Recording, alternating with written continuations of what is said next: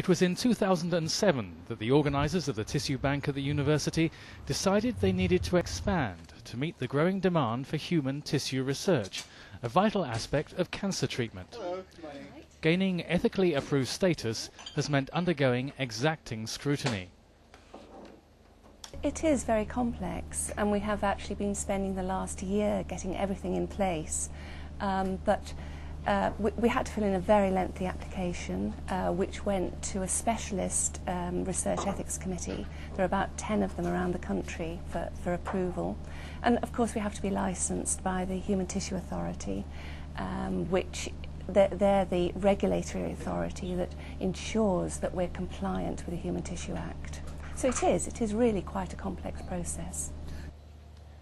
Bradford is now one of the first university groups in Britain to function as an ethically approved tissue bank. It operates on a not-for-profit basis, aiming ultimately to offer its facilities to hospitals throughout Britain. The research in particular compares healthy human tissues with that from cancerous tumours.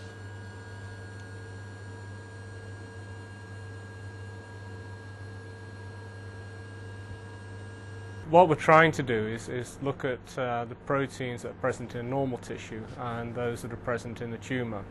And because there's clearly a difference in events that occurred between normal and tumour, there will have been changes in the protein profiles, and we want to characterise what those protein differences are.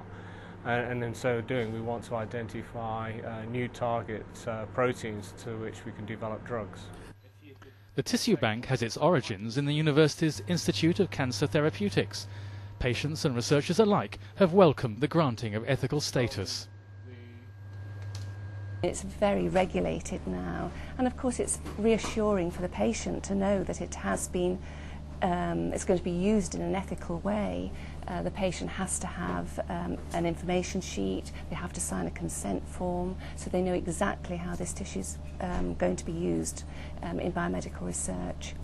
In terms of the researcher, again, it's quite reassuring for them to know that they are actually using high quality tissue that's been collected properly and stored properly, and again sourced ethically.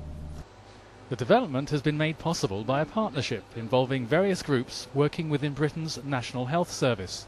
Though in its very early stages, this pooling of resources represents a major advance.